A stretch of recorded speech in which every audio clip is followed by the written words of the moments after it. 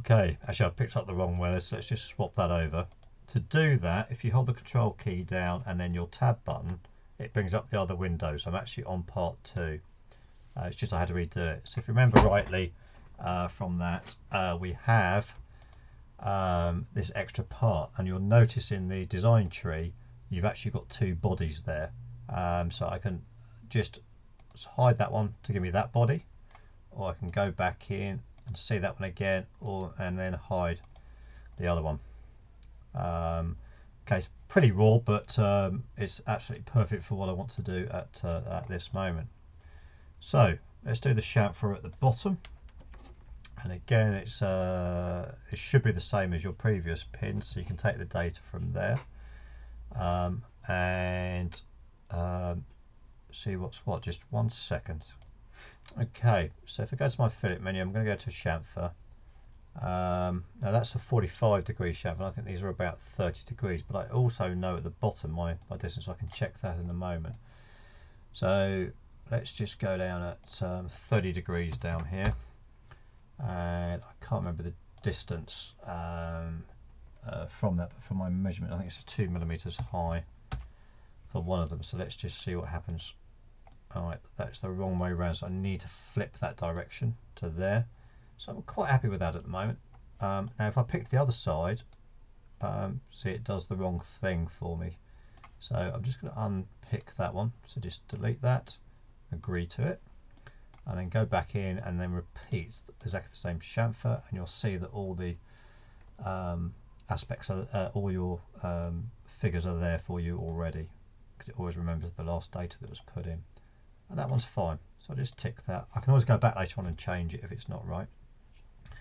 And also, if you remember last time, we had this cone to actually cut.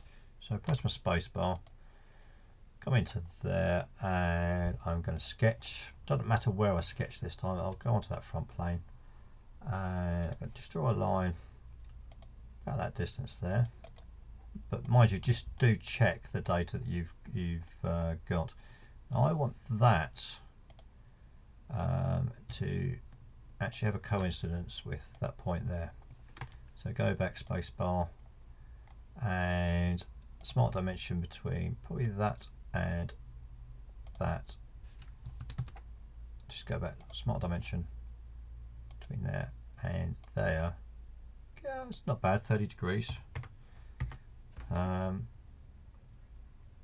It is fairly rough. Actually, I've made a mistake already because I picked up the wrong pin, so you don't actually have to do this. So let's just delete that, discard those changes. That actually is the raw pin, apart from some little radii that we can put on the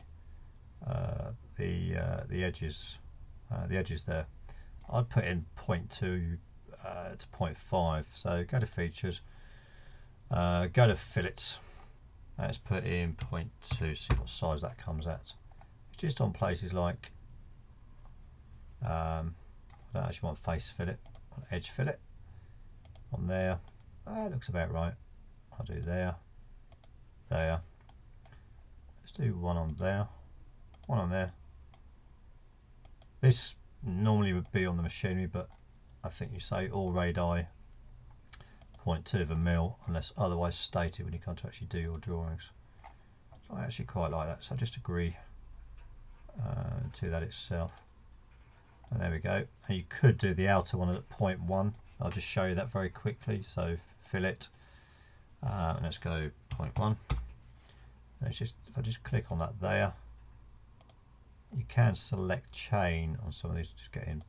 It's not going to do it. You've got to do it as individual parts. So just do that there, that there, that there. Agree to that one, and then fillet again. 0.1. This really works when you're doing renders. It makes it look a lot more realistic on that one because it's all the same part. Do there, and what I am going to do just while we're here, I'm actually going to change the material spec on here. If you look in your tree, there's no material specified, so right hand click on materials, go to edit materials, Now I know that that is a plastic. It's probably something like an acetal, and that's something like a Delrin, a nylon-based material. So if I look at my tree there for plastics, these are all alloys, steels, iron. Got a copper alloy, which we'll come back to in the next one. There's plastics there, and there's nylons. There's Delrin there actually. Let's just click on that one and let's apply that. What I haven't done, I haven't actually selected what I'm going to apply it to. Let me just close that a minute. That's actually applied that to the whole thing. So if I just go on to this one here, this is what I want to do. So let's just edit that. So let's edit materials again.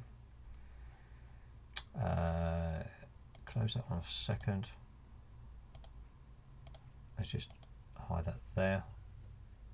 Go to materials. Sorry, go to that one there.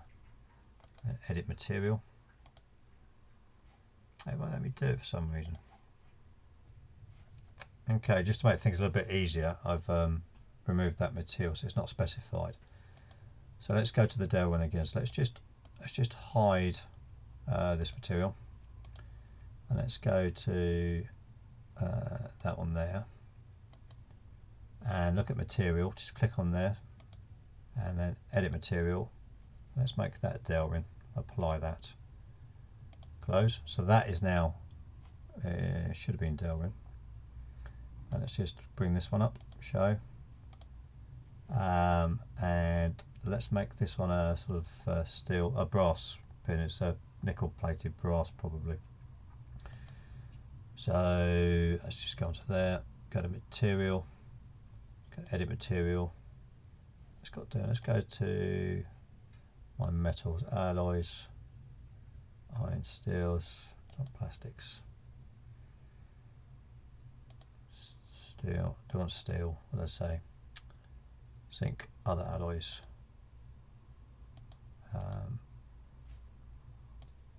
Okay, can actually look at the there are brass down here, but just for shape and size and appearance, I'll go to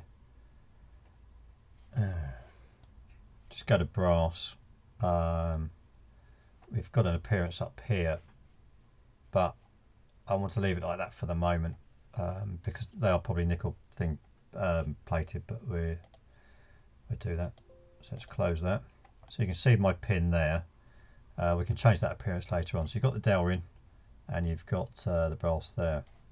So that's the main basis of the pin. What I'll do next is actually go on to the fuse holder on top.